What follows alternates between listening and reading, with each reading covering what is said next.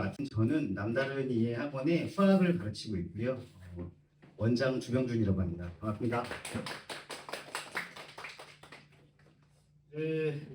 저희가 이게 이어서를 좀 해봤는데요. 되게 길어요. 아마 다른 설명회 가보시면 아실 텐데 사실 한국에서 고등학생들의 입시를 1시간이나 뭐 1시간 반 만에 설명한다는 게 쉽지가 않습니다. 전달해 드릴 내용이 너무 많고 그 다음에 사실 잘못되어 있는 정보들도 너무 많아서 저희들이 리허설을 해봤을 때 시간이 너무 많이 오버돼갖고 그래서 이제 별말 없이 바로 본론으로 직진하고 좀 간결하게 진행하도록 하겠습니다. 1부는 저희가 말씀드린 대로 대학에 그래서 어떻게 갈 것인가 라는 제목으로 준비를 해봤고요. 2부는 이제 국영수 과목에 대해서 어떻게 공부를 하고 어떤 커리큘럼으로 진행을 해야 되는가 라는 주제로 좀 설명을 드리려고 합니다. 2025년 주요 입시 관련 변경 사항은 다음과 같습니다. 서울권 대학들에서 자연계열은 반드시 기하와 미적을 보게 되어 있었는데 이런 것들이 폐지되거나 완화된다든가 아니면 한양대가 최저를 완화했다든가 이런 내용들이 좀 있습니다. 근데 사실 저는 이런 뉴스를 계속 볼 때마다 이렇게 해서 그래서 뭐가 바뀌는 거지? 그래서 도대체 뭐가 나한테 맞는 거지? 전체 상황은 어떻게 되는 거지? 이런 거를 참 모를 때가 많다고 생각하거든요. 그래서 이런 거를 사실 언론학에서는 경마중계식 보도라고 하는데 1번 말이 2번 말 앞질렀네, 2번 말이 3번 말을 앞질렀네, 그리고 누가 치고 나오네 이런 얘기를 듣다 보면 그래서 뭐가 진짜고 뭐가 전체 그림이고 이런 걸 모르게 된다는 거죠. 그렇기 때문에 저희들은 좀 전체적인 큰 그림을 그리는 게 대단히 중요하다. 그리고 그 중에서 나에게 맞는 것이 무엇이고 나에게는 적절하지 않은 것이 무엇인가를 좀 구분해야 한다 이런 생각을 갖고 있습니다. 그래서 저희들이 이 주제를 잡았을 때 솔직하게 말하자. 조금 솔직하게 말하고 그 다음에 전략에 대해 이야기하자라는 겁니다. 왜냐하면은 유튜브를 보시든 뭘 보시든 검색을 해보셔도 너무 많은 정보가 있어요. 이게 이제 공부에 관련된 어떤 일이신데요. 이런 게 다 정보들인 거예요. 근데 정보 그 자체가 나의 전략이라든가 정보 그 자체가 지식은 아니거든요. 그래서 이제 어떻게 재구성하면 지식이 되는 거고 내가 이 길을 택하면 경험이 되는 거고 그리고 이 중에서 어떠한 것들을 찾아서 가면 이런 걸 전략이라고 말한다는 거죠. 그렇기 때문에 사실 그 자체만 가지고는 무엇이 전략인지 말할 수 없고 그래서 저는 오늘 어떠한 전략을 세울 것인가라는 데 좀 도움을 드려야겠다 이런 취지를 좀 준비를 했고요. 그러다 보니까 생기부가 어쩌고 북드리밍 사업이 어쩌고 하이브 유리가 어쩌고 이게 지금 다 그 학교에서 하는 진로 프로그램 같은 거예요.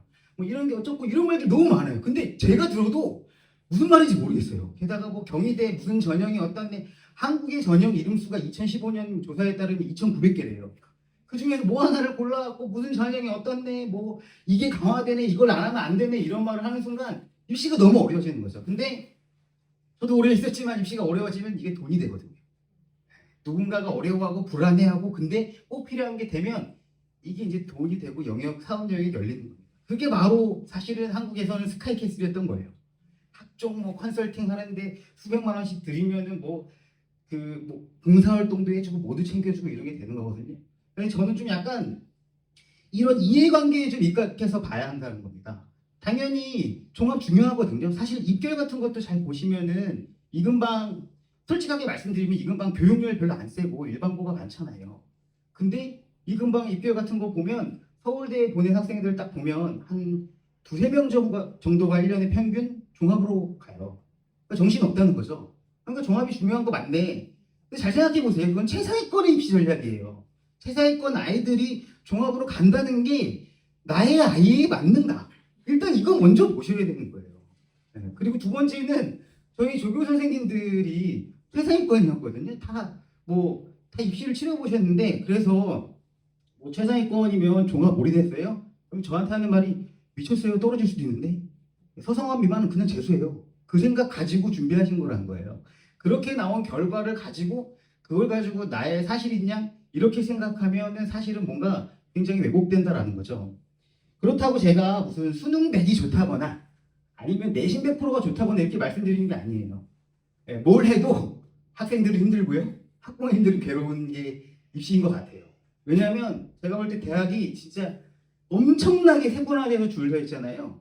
뭐 집도 이 정도로는 세분화는 안 돼 있을 거예요. 어디가 비싸네, 뭐가 싸네, 차도 이 정도는 세분화 안 돼 있을 거예요. 근데 대학은 무슨 과가 어디보다 조금 좋네, 뭐 같은 대학 안에서도 무슨 과 만나면 약간 좀 끌리네, 뭐 이런 이 정시 그 배치표 보시면 1점 차이로 뭐가 막 왔다 갔다 하거든요.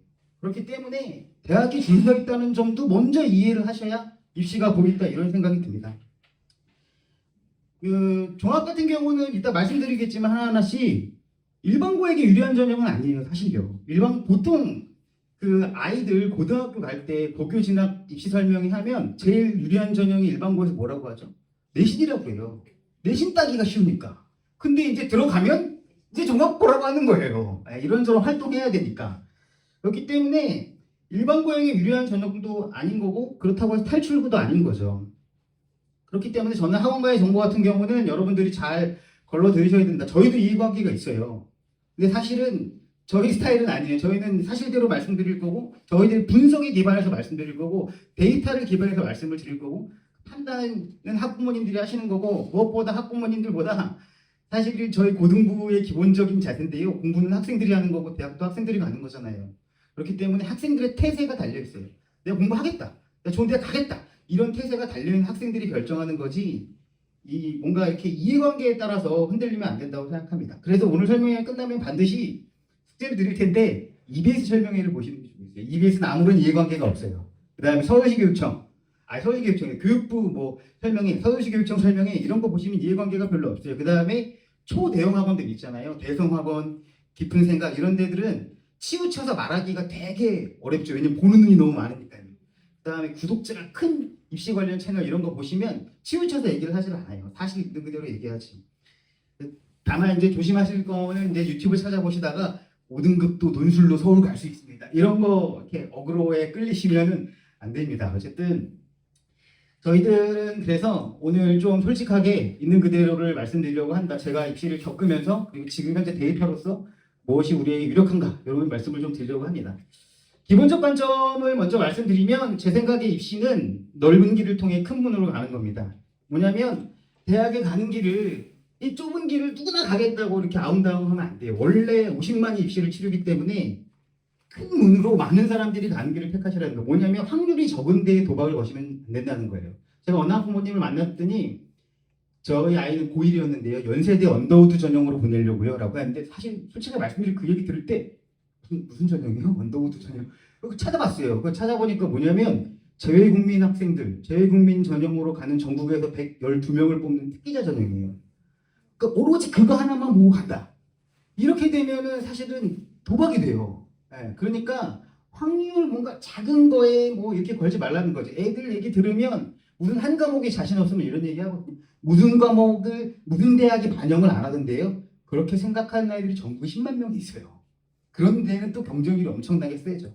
그러니까 누구나 갈 수 있는 가장 확률 넓은 길, 가장 사람 많이 뽑는 길 이런 데로 일단은 먼저 알아보는 거고 그 다음에 특성이 들어가는 거죠. 일반성 다음에 특수성이 있다. 이렇게 생각하셔야 된다는 겁니다. 일단 두 번째는 학부모님들은 별로 이렇게 생각을 잘 안 하시죠. 오래 살아오셨고 삶의 경험도 많으시기 때문에. 근데 이제 학생들은 근거음 자신감이 굉장히 많습니다. 나는 잘 되겠지? 뭐 이런 건데 사실 근데 냉정하게 말하면요. 서울 다현제가 전국에서 10%였던 시절이 있습니다. 그 시절에 제가 아이들한테 고3반을 가르칠 때 이렇게 얘기했어요. 여기는 아이들 중에 딱 10%만이 성공하고 90%는 실패하는 게임이라고. 내가 봤던 수많은 아이들 중에 90%는 실패해. 네가 실패 안 한다는 보장이 없다고. 반드시 이렇게 생각을 해야 되는데 아이들은 자기가 90%가 될 거라는 생각을 안 한다는 거죠. 그건 좀 위험하다는 겁니다. 세 번째는 실력을 뛰어넘는 결과를 바라시면 안 된다는 거예요. 이거 마치 뭐랑 같냐면 평균 수익률을 뛰어넘는 투자처가 있습니다. 그럼 다 뭡니까? 거의 대부분 사기거나 그렇죠? 제 집이 날아가는 거예요. 그렇기 때문에 실력을 뛰어넘는 입시라는 건 일단 바라면 안 되는 거예요. 자, 네 번째는 일단 냉정하게 현실을 좀 직시하는 겁니다. 제가 사실 살면서 교훈처럼 갖고 있는 것 중에 하나가 발은 땅에 딛고 얼굴은 하늘을 보고 있었다라고 하는데요. 이제 하늘만 보다 보면 이제 발도 이제 땅에서 멀어져요. 땅에 딛고 얘기하는 게 아니라 현실에 딛고 하는 게 아니라 이상으로 세상을 바라보게 된다는 거죠. 학생들에게도 이 얘기를 하는데 부모님들도 요걸 먼저 좀 감안하고 보시면 좋겠다는 겁니다. 자, 전체적인 결과를 좀 보겠습니다. 전체적으로 수능 입시자 수는 한 50만 명 정도 됩니다. 즉 50만이 입시를 치르는 시대예요. 그리고 뭐 인구 감소니 인구 절벽 개념이 너무 많이 들으셨을 텐데 실제로 요 절벽이 찾아오는 건 10년쯤 후입니다. 그 말은 저희들이 이제 10년은 더 일할 수 있다 이런 희망을 갖고 있습니다.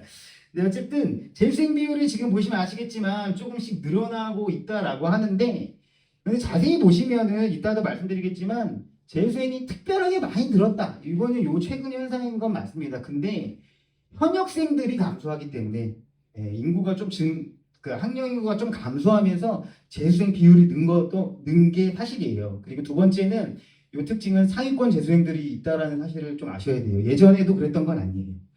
자, 대략의 라인은 다음과 같습니다. 뭐 다들 아시는 분이 많으실 거예요. 거의 시조죠, 시조. 스카이, 서성한, 중경의 시, 건동훈, 북승세단, 이낙 이렇게 해갖고 갑니다. 한서삼은 잘 모르실 수도 있는데요. 한서삼은 서울에 있는 대학들 중에 이름이 별로 없는 대학이죠. 한성대, 서경대, 삼육대를 일컫는 말이고요. 여기까지를 서울 수도권 4년제라고 말합니다. 그래서 이제 제가 뒤에 준비한 자료들은 전부 다 서울 안에 있다고 해서 그 대학 카운트를 하는 거를 전부 다 제외를 했어요. 만약에 이제 여기서 특별하게 종교의 뜻이 있어서 뭐 신학대학을 가겠다라는 사람이 있으면 모르겠지만 서울의 신학대학 숫자도 다 포함되어 있거든요. 그런 대학 다 빼고 우리가 유력하게 이렇게 서울 수도권 주요 4년제라고 부르면 어느 정도인가를 가지고 준비를 했고요. 그 다음에 하나 좀 더 보실 거는 뭐냐면 요거는 좀 옛날에 돌아다니던 자료라서 이 지방과 좀 국립대는 좀 사실과 다릅니다. 예전에 제가 대학 가기도 전에는 70년대에는 이제 뭐 서울대, 뭐 연고대 다음에 부산대다 이런 말이 있었는데 그 제가 대학 갈 때쯤에는 부산대는 탑10 다음 정도였는데 지금은 훨씬 더 그 아래로 밀렸고요. 그 다음에 지방 감소, 뭐 지방 소멸 이런 거는 실제 사실인 것 같아요. 지방대 입결이 그 시체말로 박살이 나고 있는 중이에요. 그래서 거의 강원대 같은 경우는 아무도 가지 않는 대학이 되었고요. 여기에 이제 뭐 또 참고할 만한 사항이 있긴 한데 예를 들면 뭐 전남대나 이런 데가 좀 버티고 있는 건 지역의 기업들이 있으니까 버티는 건데 강원대는 지역에 인근 기반 사람이 없으니까 거의 뭐 일반 수도권의 이론대학보다도 입결이 낮은 상황 이렇게 보셔야 되기 때문에 지방 거점 국립대는 전부 제외를 했습니다. 주요 대학점으로 다한 것 같아요. 그래서 탑10이라고 부르는 대학들 중경의 시 정도까지를 합치면 대략 한 3만 명 정도 됩니다. 그리고 선호라인이라고 부르는 데들은 이제 건동홍 라인. 그래도 홍대 정도 가면 아이들이 홍대를 좋아하는 건지 아니면 이 라인 이름이 있다고 생각하는지 모르겠는데 홍대 정도까지 가면 이제 4만 3천 명 되고요. 경기 유력대학이라 부르는 여기 인가경 라인까지 끊으면 14%죠. 여기가 이제 7만 5천 명이에요. 여기 이제 뭐 밑에 있는 데들은 여대들이 좀 있고요. 여대들은 여기에 섞여 있기도 하고 나머지는 뭐 그냥 제가 그 등급 상관없이 넣어봤고요. 그 다음에 과기대라든가 아니면 교원대 이런 데가 좀 점수가 높죠. 이제 그런 데들은 이제 특수로 좀 분류를 했습니다. 항공대라든가 이런 데들이 있습니다. 자, 참고로 뭐 많이들 아시겠지만 고등학생 학부모님들은 이제 9등급제로 보통 평가를 하죠. 그래서 9등급제는 이렇게 되어 있고요. 이거를 표준정규분포라고 하는데 또 5등급이 중간에 위치한 건 맞는데 5등급 아이들이 10만 명, 1등급 아이들이 2만 명이에요. 그래서 서울권에 간다라고 생각하시면 대략 요 라인 정도 생각하시면 돼요. 17%였잖아요. 3등급 중반대 되면 어떤 전형이든 한번 비교는 보겠다. 이렇게 생각하시면 될 것 같고요. 제가 이런 말씀을 드리는 이유가 어떤 거냐면 도대체 다 아는 얘기 왜 하는 걸까라고 생각하시는데 서울에 안에 있는 대학을 간다라는 게 그렇게 어려운 일인가 우리에게 이 문제를 먼저 생각하셔야 한다는 겁니다. 아니 이 정도 되면요. 2, 3만 명이거든요. 이 정도 되면 중경외시에 가는 거예요. 이 정도 되면요. 이게 5만 명 이렇게 구글에서 치면 나오는 이미지인데요. 이 정도 되면 이제 국승세단 라인을 가는 거고요. 이 정도 되면은 여기 들면은 그 인가경, 인천대, 가천대 이런 데를 가는 겁니다. 그렇기 때문에 그렇게 어려운 일이 아니라는 거예요. 무슨 수십만 명 중에 아이돌 한 명을 뽑는다 이런 게 아니라는 거죠. 제가 고3반 아이들한테 아니 생각해봐. 그냥 7만 5천 등에 들면 돼. 별거 아니고 7만 등 정도 들면 되는데 내가 인생에서 7만 등 정도 드는 걸 목표로 해서 열심히 해봐야지. 이게 너에게 대단한 걸 요구하는 건가? 그렇다는 게 아니에요. 그렇게 어려운 시기도 아니고 좌절할 만한 일도 아니라는 거예요. 물론 현실은 이제 자녀분들 성적표가 떠오르면서 이런 생각이 드시겠지만 그러면서 아직 변화의 가능성은 있다. 이렇게 생각을 하시면 좋겠습니다. 환경이 나쁘지도 않습니다. 대학 정원은 줄었는데 서울 사람들이 늘었고요. 그렇기 때문에 예전에 한 10에서 12% 정도 서울대를 갔다면 지금 17%로 늘었고요. 실제로 2020년에 58만에서 2021년에 53만 명이 됐을 때 등급컷이 0.5 정도 내려갔어요. 그렇기 때문에 지금 서울 안에 있는 대학을 간다라는 게 그렇게 어려운 환경인 것만도 아닙니다. 자, 그러면 대학을 가는 방법을 좀 살펴보겠습니다. 이렇게 구분이 되죠. 보통은요. 수시, 정시로 구분이 되고요. 사실은 수시, 정시라는 거는 선택의 문제가 아니에요. 제가 뒤에 강조를 드릴 텐데 대학을 가는 전형 시기입니다. 수시로 뽑냐, 제때 뽑냐 이거고요. 그 다음에 여기에 이제 이 내용이 어려워진 이유는 이제 정원 내가 있고 정원 외가 있고 정원 외는 사회적 배려자가 있고 농어촌 전형이 있고 다 해당하지 않으니까 다 뺐습니다. 그 다음에 여기에 무슨 이제 특기자의 뭐 또 뭐가 있고요, 뭐 실기 위주가 있고요. 이런 것도 대부분 다 해당하지 않기 때문에 전부 다 생략을 했습니다. 이렇게 보시면은 뭐 교과는 내신으로 대학을 가는 거고요. 종합은 내신에다 생기부 섞어서 가는 거고요. 논술은 글 잘 써서 가는 거고요. 정시는 수능 잘 봐서 가는 겁니다. 2024년 기준 이 정도 돼요. 예, 수시는 한 80% 되고요. 정시는 한 20% 됩니다. 근데 뭐 되게 많이 변해왔냐? 그렇지 않습니다. 대체로 몇 년 동안 이래 왔어요. 몇 년 동안 대체로 비슷했고요. 이러니까 보통 사람들이 대학을 간다. 그러면 이제 어떤 방법으로 가시겠어요? 예, 수시를 택하는 게 자연스럽긴 합니다. 이게 대립된다고 가정하면 수시가 80% 있기 때문에 수시를 택하는 게 좀 당연해 보이고요. 그 다음에 당연히 다음은요. 수시 중에서도 교과 전형을 택하는 게 가장 넓은 길인 것 같고요. 그 다음은 종합인 거고요. 그렇죠. 수능은 내 얘기는 아닌 것 같고요. 네, 맞습니다. 요 하나를 가지고 좀 더 자세히 살펴보겠습니다. 그럼 전형별로요. 일단 먼저 학생부 교과입니다. 학생부 교과는 내신 위주의 전형이고요. 내신이 50% 이상 들어가는 전형을 이 학생부 교과라고 합니다. 교과 100도 있고요. 교과 100은 뭐 시립대 홍대가 교과 100이고요. 교과에 비교과가 들어가는 데가 있어요. 비교과가 들어가면 보통 출결이나 봉사 점수 같이 정량, 양으로 평가할 수 있는 거 있잖아요. 숫자로 표현되는 거. 그런 게 들어간다고 생각하시면 돼요. 그러니까 당연히 변별 요소가 별로 없어요. 출결은 대체로 만점이에요. 뭐 제가 한번 아파서 빠졌습니다. 그 괜찮습니다. 다. 그 다음에 교과에 서류를 좀 섞어요. 그러면 이제 나머지 생기부를 본다는 건데 이게 이제 지금 좀 화제가 되고 있긴 한데 고대랑 동국대가 이렇게 뽑거든요. 근데 교과에 서류를 본다는 것도 그러면 내신만이 아니라 다른 걸 섞는구나. 섞긴 섞는데 보통 뭘 보냐면 그 학과가 대학에 들어올 때 그 학과에서 공부를 하기에 필요한 과목들을 고등학교 때 이수했는지 아닌지를 걸러내는 정도라고 보시면 돼요. 물론 나머지 요소가 영향을 미치는 건 맞는데 그게 큰 거라고 보시면 되고 교과의 면접도 마찬가지죠.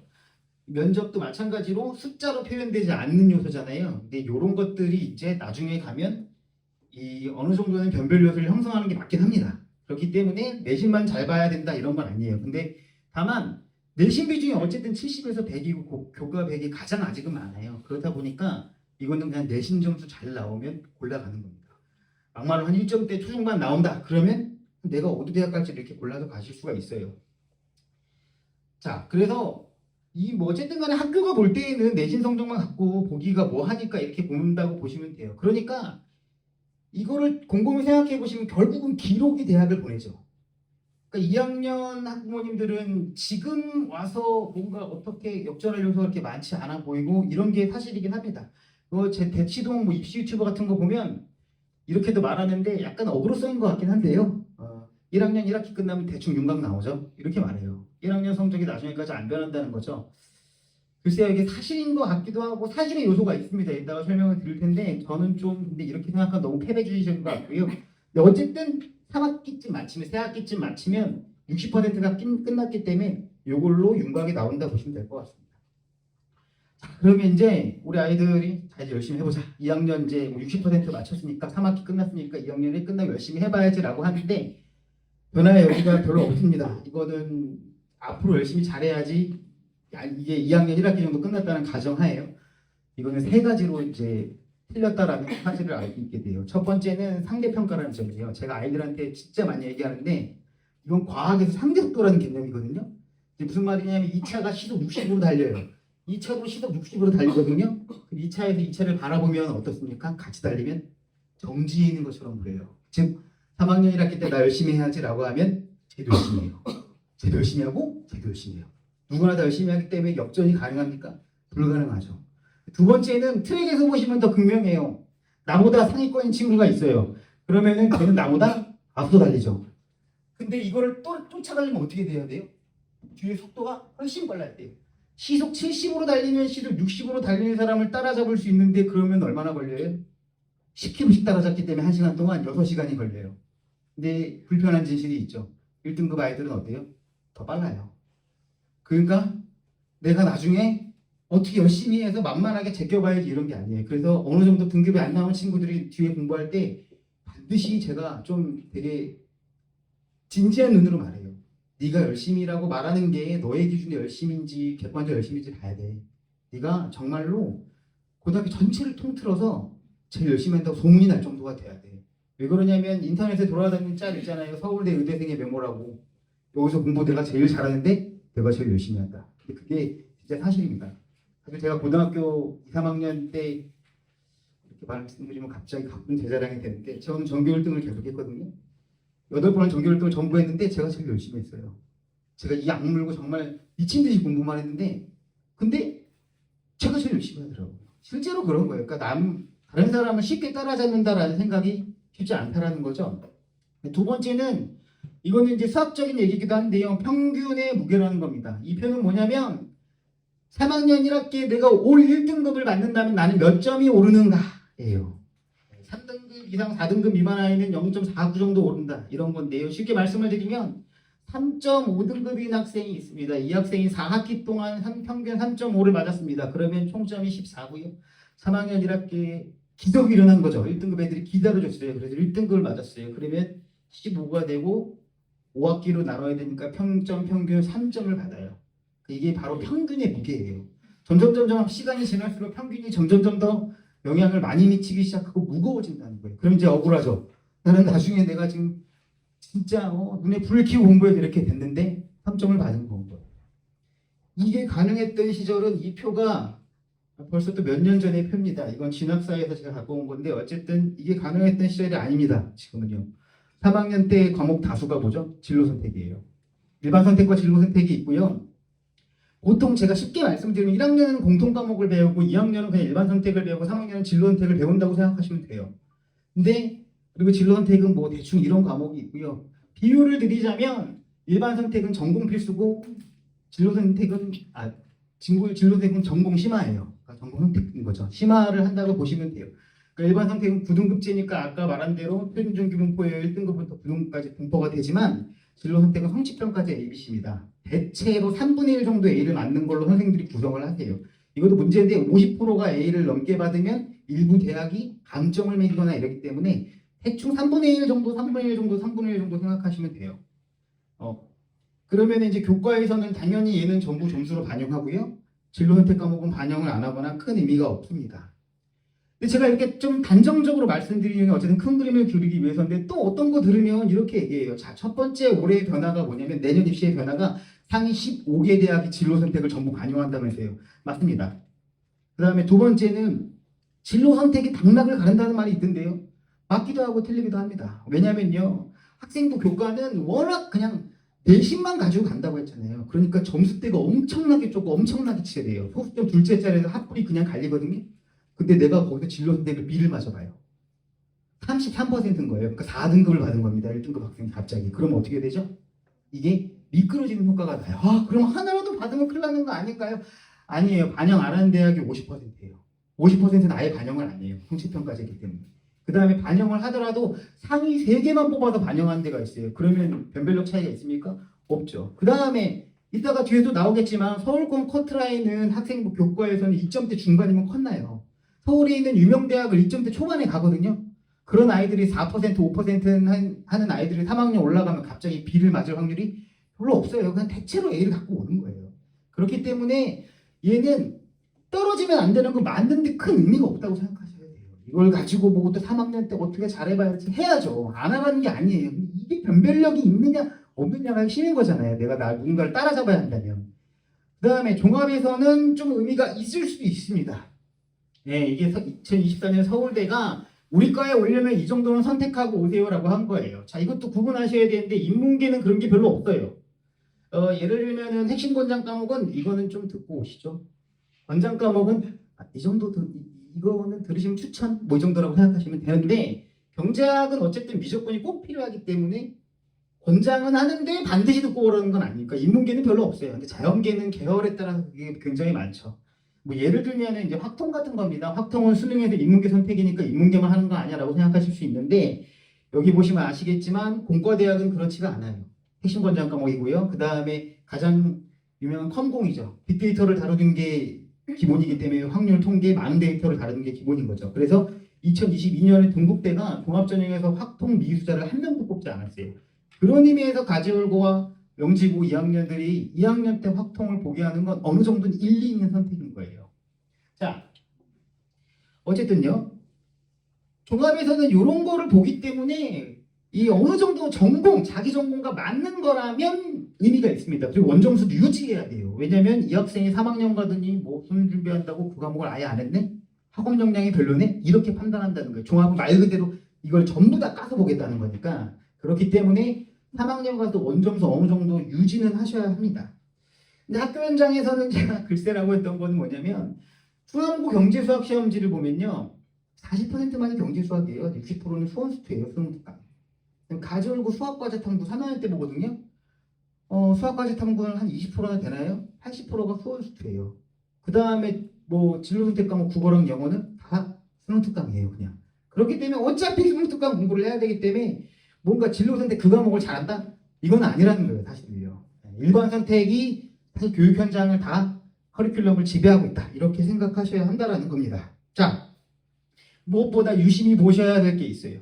목표를 어디까지 잡고 계시냐는 거죠. 제가 2학년 아이들이랑 얘기해보면 점수가 어쨌든 간에 서울 사는지 가고 싶어요 라는 생각을 하고 있어요. 사실 그렇겠죠. 누가 저 지방 가고 싶습니다 이렇게 하겠습니까? 여기 게다가 서울에 살아온 아이들이요. 근데 이것도 통계를 뜯어볼 필요가 있다는 겁니다. 제가 아까 보여드린 표가 이겁니다. 근데 수도권과 지방을 나눠보면 그렇지가 않습니다. 수도권은 교과를 20%밖에 뽑지 않고요. 지방이 교과를 60% 뽑아요. 이걸 곰곰이 생각해 보시면 알 수 있어요. 왜 지방이 교과를 많이 뽑을까요? 지방대는 성적이 좋은 애들을 뽑아야 살아남아요. 근데 서울권은요. 성적을 베이스로 깔고 가는 거죠. 누구나 서울을 원하니까요. 그렇기 때문에 지방의 교과가 엄청나게 높고요. 서울은 그렇지가 않다는 겁니다. 서울에서 가장 많은 인원을 뽑는 건 뭐예요? 수능입니다. 그 다음이 종합이고요. 요 수치도 다시 보셔야 돼요. 왜냐하면 아까도 말씀드렸지만 서울 수도권에 있다고 해서 전부 우리가 가고자 하는 대학이 아닐 수가 있어요. 예를 들면 경기 인천까지 다 포함하면 여기 계신 분들 중에 지금부터 목표를 오산대로 잡아야지 평택대로 잡아야지 이러신 분은 없을 거 아니에요. 아까 말한 이 라인들 내에서 내가 가야겠다 이렇게 생각하실 거 아닙니까? 그렇죠? 이렇게 되면 또 달라지고요. 결과는 또 달라져요. 그렇기 때문에 이건 뒤에 가서 말씀드리겠습니다. 자, 세 번째는요. 수능 최저 기준이 굉장히 빡셉니다. 일단 컨트라인 먼저 보실게요. 자, 이게 아마 제일 관심이 있으실 겁니다. 이거는 출처는 서울시 교육청에서 만든 거예요. 이따가 뭐 구두로 설명을 드릴 텐데 서울시 교육청에 있는 이 자료 같은 거를 보시면 되게 좋아요. 그러니까 입시 자료 어디서 얻어야 되냐? 센이라고 불러요. 서울시 교육청 요 교육정보연구원하고 대학 어디가 요 두 가지 사이트에서 보시면 작년 입결 뭐 원하는 바 이런 걸 다 확인하실 수 있어요. 거기다가 넣으면은 뭐 자기 아이가 지금 종합 전형의 테크트를 잘 탔는지 어떤지를 유리한 전형도 나오고요. 이런 게 있습니다. 어쨌든 이거는 저희 매니저님이 이걸 다 타이핑해서 만들어 주셨는데요. 잘 보시면은 이게 작년 평균이에요. 그러니까 서울 그리고 요 자료들 사진을 찍으시는 분은 없네요. 다행히 사진을 찍으면 V를 할까 했는데 어쨌든 저희가 요 자료는 꼭 필요한 거는 끝나고 카페에 올려드릴게요. 그렇기 때문에 저희 뭐 또 필요하신 게 있으면 저희한테 연락을 주시면 본 것 중에 요 자료가 빠졌어요. 그걸 주시면은 그것도 올려드리도록 하겠습니다. 자. 잘 보시면요. 2점대, 2.3부터 2.7이죠. 2점대 중반에서 교과에 어느 유명한 대학들 있잖아요. 이런 데들이 전부 컷이 나요. 그렇지 않은 데들도 좀 있죠. 뭐 용인대라든가 한양대 에리카라든가 이런 데도 있죠. 3점까지가 제가 볼 때에는 완전 마지막 마지노선이다 이렇게 생각하시면 될 것 같아요. 이 밑에는 전부 다 이름이 없는 이제 수도권 대학이라든가 지방대가 있는 거죠. 그러니까 서울을 가고 싶어요라고 하면 대체로는 3점대에서 컷이 난다 이렇게 생각하시면 될 것 같아요. 3점도 사실 많이 잡은 겁니다. 왜냐하면 뒤에 보시면은 2등급 대학이라고 부르는 대학들은 학과가 인기가 있냐 없냐에 따라서 1점대 중반에서 컷이 나요. 1점대 중반에서 커트가 되고요. 입시가가 70% 컷이라고 하는데 이것도 보셔야 되는데 70% 컷은 뭐냐면요. 10명이 들어오면 7번째, 상위에서 7번째 아이의 성적이 얼마냐가 70% 컷이에요. 교과는 70% 컷과 100% 컷의 차이가 거의 없어요. 아까도 말씀드린 엄청 촘촘하고 엄청 경쟁이 세기 때문에 이 차이가 별로 없습니다. 그러니까 이게 그냥 커트다라고 생각하시면 2등급 대학들 중에서 유명 대학들은 전부 이렇게 돼요. 동국대는 갈만. 동국대 안성이 포함돼서 해야 돼요. 그리고 보시면 아시겠지만 3등급 대학이라고 부르는 이런 대학들도 마찬가지로 2점대 중후반에서 컷이 나는 경우가 굉장히 많아요. 그렇기 때문에 내가 2점대 중반이 넘어가면 제가 볼 때 힘들다고 보셔야 돼요. 근데 문제는 그 다음입니다. 문제는 이제 수능 최저가 기다리고 있어요. 이합사 숭실되고요. 뭐 한국외대 여기 진짜 빡세. 왜냐면 이합사면요 1, 3이나 2이잖아요. 근데 이에다가 뭐 하나 크게 안 미끄러지면 숭실대를 가요. 그러니까 여기 갈 애들이 붙는다고 생각하셔야 돼요. 이렇게 빡센 숭실대는 그 최저 충족률이 되게 낮아요. 최저 충족률이 50%가 안 돼요. 이 말은 50% 이상의 학생들이 교과를 붙고 수능 최저를 못 맞춰서 떨어져요. 근데 더 심한 데에는 예를 들면 국제법무나 중문 같은 경우는 작년에 20%예요. 80%가 떨어졌다는 거예요. 좀 더 빡센 데는 3합7이죠. 2, 2, 3. 이상을 받지 않겠다 뭐 이런 거지. 3, 3, 1도 가능하고요. 어쨌든 이게 많아질수록 좀 더 빡세집니다. 서울시립대는 최저 충족률이 53%예요. 그러니까 2, 2, 3을 맞고도 그러니까 1점대 중반을 맞고 서울시립대를 썼는데 2, 2, 3에서 미끄러진 애들이 있다라는 거예요. 그러니까 반드시 교과를 쓰겠다라고 생각하시면 수능 최저를 염두에 두셔야 돼요. 서울과기대 같은 경우는 2합7이니까 널널하죠. 3, 4 뭐 이런 것도 가능하고 나머지 한 과목은 잘 못 봐도 되고 이렇잖아요. 그 서울시립대는 최저 충족률이 한 90%까지, 서울과기대는 90%까지 가요. 그러니까 요 정도로 있고요. 3등급 대학들도 마찬가지예요. 지금 이 정도인데 이 정도면은 얼추 뭐 하나 아까도 말씀드린 크게 한 과목 안 미끄러지면 수능으로도 비벼볼 점수라는 거예요. 그렇기 때문에 교과가 수능을 피하거나 이럴 수 있는 전형도 아니라는 겁니다. 자, 결론을 맺겠습니다. 2점대 후반이나 3점대 초반이면 교과는 노려볼 만합니다. 그리고 아셔야 될 건 당연히 변화의 여지가 크지 않다는 점을 좀 염두에 두셔야 돼요. 나중에 3학년 가서 잘해야지 안 된다고요. 1학년 마치면 윤곽이 나오고 2학년 1학기면은 지금쯤은 내가 도전할 수 있을까 없을까를 하셔야 돼요. 나중에 잘해서 변화를 만들 수 있는 전형은 종합이고 정시입니다. 그리고 한 가지만 여기서 간단하게 말씀드리면 종합은 끝까지 다 하셔야 돼요. 왜 그러냐면 전부를 본다고 했잖아요. 이 친구가 잘 못하던 과목이 3학년 때 올랐어요. 수학이라고 치면 3학년 때 올랐습니다. 이러면 좋은 점수를 받아요. 학업 역량, 발전 가능성 이런 데서 전부 좋은 점수를 받고 이거를 굉장히 좋아하긴 해요. 그렇기 때문에 끝까지 잘하거나 뒤에서 내가 다른 요소로 역전을 할 수 있겠다 싶은 거는 종합이나 정시라고 보셔야 되고요. 서울 수도권을 생각보다 적게 뽑는다는 점을 염두에 두셔야 합니다. 변동 가능성이 적다라는 것은 그나마 예측 가능성이 좀 높아요. 그러니까 경쟁률만 고려하고 나면 나머지 영역으로서 내가 어디 갈 수 있을지를 대강 아실 수 있다. 그래서 저희가 이따 나중에 끝나고 올려드릴 테니까 그 표 보시고 만약 내 교과를 쓴다면 이 정도로 갈 수 있구나. 먼저 이렇게 생각하시면 좋겠습니다. 자, 다음은 종합입니다. 종합은 제가 똑바로 보기라고 썼는데요. 말도 많고 탈도 많고 오해도 많고 환상도 많습니다. 학교 생활을 종합적으로 보겠다. 그럼 뭘 제일 많이 보죠? 성적이죠. 보통 너 학교 생활 어떻게 했는지 보자 그러면 성적을 제일 많이 보지 성적을 빼고 보지 않지 않습니까? 그래서 성적 요소가 70%는 일단 간다라고 보셔야 되니까 내신 플러스 알파라는 점인 거죠. 왜냐면 대학 입장에 대보시면 어느 대학도 공부를 잘 못하는 친구를 받아들이고 싶지는 않다는 거예요. 아까도 대학이 줄 서 있기 때문에 그런 학생들이 들어오면 자기 대학 순위가 다 밀려버리는 거니까요.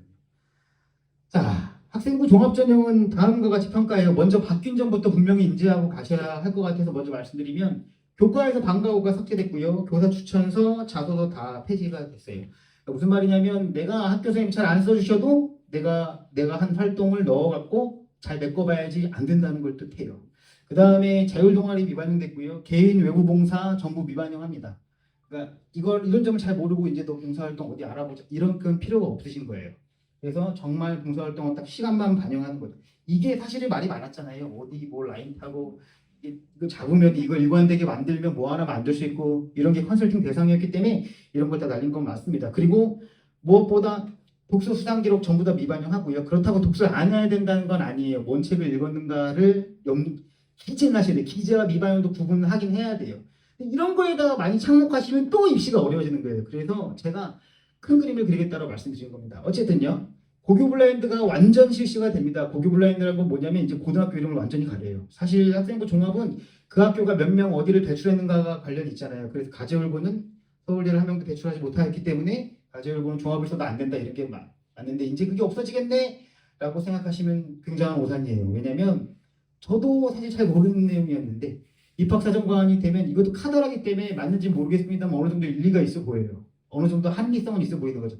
입학사정관이 되면 가장 먼저 하는 일이 한국의 고등학교 1700개를 다 외우는 것부터 시작한다고 합니다. 이 학교에 무슨 프로그램이 있고 이 학교에 무슨 프로그램이 있고 이거 어디 거잖아요. 근데 이 이름은 안 써있지만 제가 무슨 프로그램을 하면서 뭘 배웠다가 딱 뜨는 순간 아 그거구나 이런 걸 알게 된다는 거죠. 그 다음에 이게 데이터로 들리는 건 2021년에 서울대가 먼저 블라인드를 실시했거든요.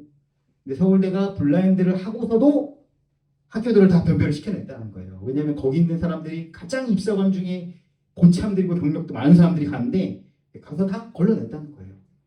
그러니까 컨설턴트들도 그 시중에 있는 컨설턴트도 상위 한 100개 정도는 다 외우고 있어요.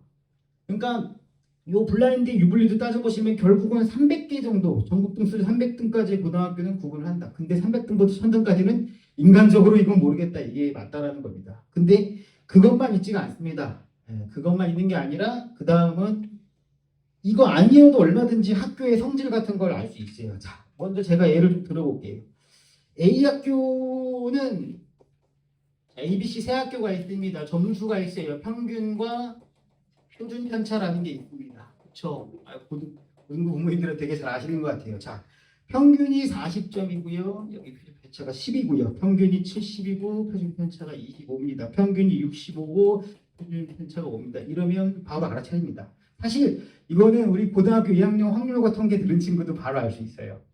이 학교는 어떤 학교입니까? 이 학교는 어떤 학교입니까? 다 알 수 있습니다. 이 학교는 평균이 40점으로 낮네요. 그럼 잘 못하는 건가요? 표준 편차가 10이에요. 표준 편차는 평균으로부터 얼마나 멀리 떨어져 있는가의 지표라고 생각하시면 돼요. 그러니까 낮을수록 평균 주변에 애들이 다 몰려 있는 거예요. 높으면 평균으로부터 많이 퍼져 있는 거라고 생각하시면 돼요. 자, 그러면 이렇게 생각하시면은 이 학교는 어떤 학교죠? 두 가지로 구성할 수 있어요. 일단 뭐예요? 첫 번째로 시험이 극악으로 어렵는데 애들은 대체로 괜찮게 다 성적대가 구성되어 있거나 아니면 좀 드물지만 다 같이 못하거나 1등도 못하고 꼴등도 못하고 뭐 다 이런 거예요. 근데 표준 편차로 봤을 때는 그럴 가능성이 희박해 보이죠. 자, 이 학교가 A입니다. 그렇죠. 평균 65점이에요. 근데 그냥 이건 수학적으로 안 맞는데 제 비율을 위해서 1등도 70점, 꼴등도 60점 이런 거라고 보셔야 돼요. 어디죠? 특목자사예요. 대치인 거죠. 대치동 아이들이 특별히 잘한다고 저는 생각지 않습니다. 근데 대체로 잘해요. 대체로. 왜냐면 진짜 울면서 공부하거든요. 그래서 저희 대치 퀴즈이신 저희 수학 조교님이 자기 고등학교 생활은 진짜 울면서 공부했대요. 하기 싫은데 억지로 가고 앉아있고 계속 공부하고 이러느라 되게 힘들었고 지옥 같았다라고 하거든요. 이런 걸로 구분해낼 수 있기 때문에 고교 블라인드가 우리에게 기회가 될 거다 이렇게 생각하시면 안 된다는 겁니다. 자, 어쨌든 지금 바뀐 거 보시면은 교과 내신이고 세부동력 및 특기사항이라고 하는 거고요. 그 다음에 행특은 행동특성 종합의견이라고 하는 겁니다. 줄임말 이렇게 써있고요. 비교과는 자동봉진이다 이렇게 뭐 보통 말을 하세요. 많이 아실 텐데 바뀐 상황으로 인해서 자율활동은 사실 학교 프로그램이 되었고요. 봉사활동은 시간만 들어가고요. 동아리는 정규 동아리만 반영합니다. 그 다음에 진로활동은 사실상 학교 프로그램이에요. 마찬가지로. 그러니까 비교과 영역에서 변별력을 줄 수 있는 건 별로 없어졌어요. 행동치 중요하니까 포기하지 말라고요. 맞습니다. 맞아요. 왜냐면 대학은 어떻게든 뭐 하나로 변별이 생기는 건데 근데 여기에 매달리는 것도 옳지 않다는 거고 이걸 썼다고도 옳지 않은 거예요. 지금 상황에서 어느 누구든 지금 상황에서 생기기 위해서 가장 중요한 게 뭡니까? 내신과 세특이에요. 세특이 뭐죠? 학교 수업 시간에 어떻게 탐구했고 어떻게 생각했고 그래서 내가 뭘 알게 됐고 뭘 모르게 됐고 모르는 게 있어서 어떻게 그거를 내가 극복해냈고 이런 걸 쓴다라는 거고 권한은 누구에게 있어요? 담당 교사님에게 있어요. 이거 써갖고 갖다 내는 요새 안 써줘요. 큰일 나요. 써라고 하시는 분도 있는데 근데 제가 괜찮습니다. 이게 아니에요. 잘 써야만 가치가 있는 거예요. 그냥 난 뭐 했고 뭐 했습니다. 저는 뭘 뭐 맡았고 뭘 반해서 뭘 맡았습니다. 이게 안 된다는 거예요. 누가 생기부에 나쁜 말 씁니까? 인생이 걸렸는데 다 좋은 말 쓰죠. 근데 대부분 뭐냐면 다 추상적이라는 거예요. 뭘 들었습니다는 아무것도 중요하지 않아요. 뭘 들어서 뭘 배웠고 뭘 남겼고 이런 게 중요하다는 거죠. 결국은 구체적으로 써야 되고 어떻게 확장했는가, 자기가 스스로 어떻게 학습해 나갔는가 이런 게 중요한 거고 이런 말들은 의미가 없다는 거예요. 그래서 이걸 준비하실 거라면 진로와 관련된 교과의 깊이, 탐구의 깊이가 중요하니까 1학년 때부터 꾸준히 빌드업 하셔야 돼요. 저희 선생님 중에 한 분이 이렇게 해서 대학 갔대요. 1학년 때 뭐 2학년 때도 체육해도 그 전공, 뭐 수학해도 그 전공 이걸 전부 다 연결시켜서 그냥 이것만 노리고 갔다는 거예요. 이거 안 되면 난 틀렸다. 왜냐면 특목고 출신이거든요. 그러니까 이것만 노리고 가서 붙어버린 거죠. 자, 세택은 이런 걸 본다는 거예요. 제가 이런 걸 일일이 다 설명드릴 건 아니고요. 이 많은 것들이 입증되고 증명돼야 돼요. 근데 내용을 잘 살펴보시면 다 어떤 겁니까? 바로 교과, 누가 학부 생활을 치열하게 했고 누가 공부를 열심히 했는가예요. 그러니까 공부와 떨어져 있다 이렇게 생각하시면 안 된다라는 거죠.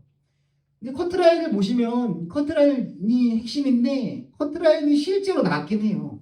홍대 건설환경공학 교과 2.2처리인데 학점 2.9입니다. 0.6 정도 낮을까? 지금 내가 가려는 대학에서 0.5에서 마이너스 1.0을 하시면 그럼 그 커트라인이 맞긴 해요. 진짜 신기한 게 있죠. 고대 도고동문이 70%컷이 3.43이에요. 내가 3.43인데 고대를 가요. 아무도 안 믿을 거 아닙니까? 그죠? 여기에 굉장한 함정이 있다라는 거죠. 바로 이게 이제 교과 종합의 커트라인입니다. 실제로 3점대 밑에서도 서울권들이 서울 수도권 주요 대학들이 보이긴 하죠. 그렇죠? 심지어는 4등급에도 있긴 합니다. 근데 얘가 의미하는 바는 바로 특목자사는 3등급으로도 스카이를 가거든요. 특목자사고는 3등급으로도 가고 서울시립대 결과를 보니까 종합이 3.07이 컷이었는데 일반고는 2.3이었다는 거예요. 그렇기 때문에 한 1 마이너스 1.5 0.5 이상을 하는 건 너무 위험하다는 거예요. 근데 그럼 마이너스 0.5 하면 갈 수 있겠네요? 그것도 아니라는 겁니다. 교과는 70% 컷이 거의 커트라인이에요. 100% 컷과 거의 비슷하거든요. 막차 타고 들어온 친구들이랑. 근데 종합 70컷은 정성평가로 역전했다는 거예요. 무슨 말이냐면 내가 점수가 좀 낮은데 생기부를 진짜 좋게 잘 써갖고 얘로 역전한 애들이 70% 컷이라는 거예요. 근데 대부분의 학생들은 어때요? 생기부가 뛰어납니까? 그렇지가 않죠. 그러니까 정량을 지키는, 그러니까 숫자로 된 내신 같은 걸 지키는 생기부지 뭔가 이걸 뛰어넘는 생기부가 아니라는 거죠. 그렇기 때문에 이 커트라인만 보고 내가 가면 안 된다는 건데 우리 아이들은 자신이 역전당할 거라는 생각은 죽어도 안 한다는 거죠. 게다가 이제 체저도 없고요. 그 다음에 쓰지 않았습니다만 누구나 다 아는 불편한 진실이 있습니다. 학교 현장에서는 공부 잘하는 애들 잘 썼어요. 그게 문제죠. 델롬델 아닙니까? 되는 놈들 밀어준다고. 그래서 진짜 저희 아이가 한번 와고 운 적도 있어요. 뭘 써주질 않는다는 거예요. 제가 이렇게 열심히 하고 있는데 뭔가를 해주지 않는다는 거예요. 비극적이지만 결국 학부모님도 그렇고 밖의 사회도 그렇고 고등학교를 평가하실 때 또 뭘 평가하시죠? 대학 진학률을 평가를 하시니까 되는 사람들을 밀어준다는 거죠. 그러니까 점수가 안 나오면 종합이 가능한 전형인가? 사실 되게 어려운 전형이다. 이렇게 생각을 할 수밖에 없다라는 겁니다. 게다가 실제 교사들은 학생과 교사들의 조언에 따르면 학교 선생님과 관계를 잘 맺으라는 거예요. 심지어 학부모님까지도. 네. 뭐 돈을 주라 이런 얘기가 아니라 소통이 잘 되고 뭐 이런 거예요. 학교 선생님 친해지라는 거예요. 그럼 우리 아이 보고 또 가고 학교 선생님 친해져야지. 너 오늘은 학교 선생님 몇 마디 나왔니? 이런 걸 할 수는 또 없잖아요. 그렇죠? 그러니까 굉장히 사실은 힘들고 괴로운 전형이라는 겁니다. 최저는 별로 없고요. 거의 없습니다. 최상위권을 제외하고는 없다고 보시면 될 것 같고요. 그래서 결론은 일단은 환상을 깨는 것부터 시작하셔야 돼요. 우리 아이들이 성적은 안 되니까 일단 교과는 잘렸고 내 점수로 가능한 건 종합 70%는 가능합니다. 이렇게 생각하니까 종합 게다가 체조도 없어 이런 생각을 하니까 종합이 가장 유력한 전형처럼 보이는데 저는 그렇게 환상이 시작된다고 생각해요. 그래서 아이들한테 제가 학생부가 남들보다 좋은 일, 남들보다 나쁜 일을 생각하셔야 돼요. 남들에 비해서 내 학생부가 어떤 일을 보고 내가 잘 돼 있으면 쓸만하다는 거죠. 그래서 1학년 때부터 일관되게 빌드업 하시면 쓰셔도 좋다. 근데 다만 진짜 최상위권 아이들은 아까도 말씀드렸지만 붙는다는 보장이 없기 때문에 당연히 보험을 준비해 놓거나 재수를 마음을 먹고 시작을 해요. 그것도 생각하셔야 돼요. 자, 다음은 논술입니다. 이건 좀 빠르게 지나가야 돼요. 안 됩니다. 그냥 넌 안 돼요. 제가 어느 설명 영상을 봤는데 4등급을 보고 논술을 쓰세요라고 말하는 걸 보고 바로 껐어요. 진짜 너무하는 거 아닌가. 왜냐면 그렇게 어떤 특성이 있고 뭐가 장점이고 뭐가 단점이다 말해주면 되거든요.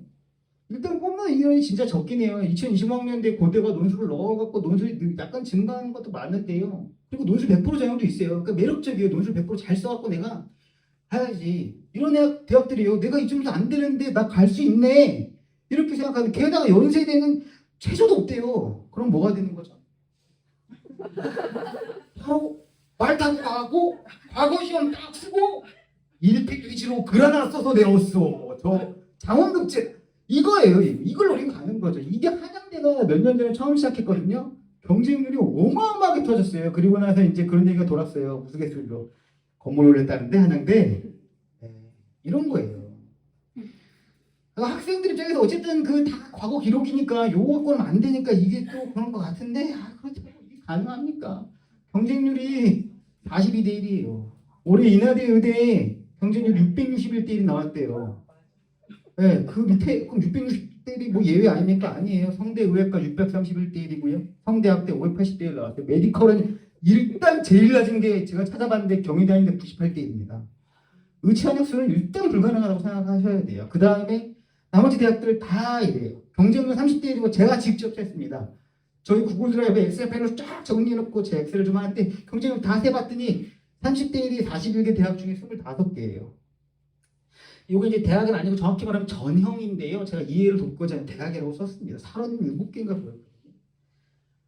경쟁률이 100대 1이라는 거, 그 100대 1은 뭐냐면 여기서 전화번호 뒷자리가 혹시 64이신 분 있으세요? 이게 100대 1이에요. 이렇게 걸리면 100대 1이잖아요. 네, 그렇기 때문에 경쟁을 안 해본 사람들은 이게 뭔지를 알 수가 없을 텐데 이 경쟁해본 사람이 얼마나 피말리는 숫자인지 알 수가 있어요. 최저도 있어요. 최저도 25개나 있어요. 최저는 뭐 4등급이면 조상님이 맞춰주시는 것도 아니잖아요. 그러니까 최저도 해야 돼요. 이쯤 되면 적당히 내가 공부비해서 대학을 잘 가야겠다 이런 생각을 일단 버려야 되거든요. 아이들은 잘 안 그래요. 근데 인문론에서 보면 아이들이 제가 지금 글 좀 써요. 문학 작품 아니야. 논리적 사고력도 필요하고 시사상식도 필요해. 이런 애들이 수백이 모여 글을 써. 네가 되겠다고? 안 된다고 생각하니까 그래서 제가 말씀드리는 거예요. 대체로 말 잘하고 뭐 토론 좀 하고 이런 애들이 잘할 가능성이 높은데 그렇지도 않으면서 제가 선생님 논술 볼게요. 얘는 도망간다라고 생각할 수밖에 없어요. 그래서 그런 아이들을 좀 세게 얘기하긴 해요. 실제 기출 같은 거 보시면 되게 어려워요. 문학작품, 도표, 그래프 해석해하고 이 두 개를 연결하라고 하는 건데 이런 생각을 시간 내에 써야 된다라는 거거든요. 게다가 영어 제시문도 있고요. 그 다음에 일부 상장계는 통계도 있고요. 그 수리 논술도 있고 그렇습니다. 근데 제가 100번 정보에서 인문논술은 그러려 했는데 수능논술은 안 돼요. 한 학부모님 물어보시긴 하셨거든요. 수능논술은 어떻게 가능합니까? 수능논술은 안 됩니다. 수능논술 수학 문제예요. 수학을 못하면 애초할 수가 없어요. 제가 이렇게 해서 썼어요. 킬러 문제 같은 거 저도 고3 수능반에서 해설하다 보면 진짜 어렵고 힘들거든요. 직관도 필요하고 모두 막 필요한데 이거를 답지 아주 정확하게 써야 돼요.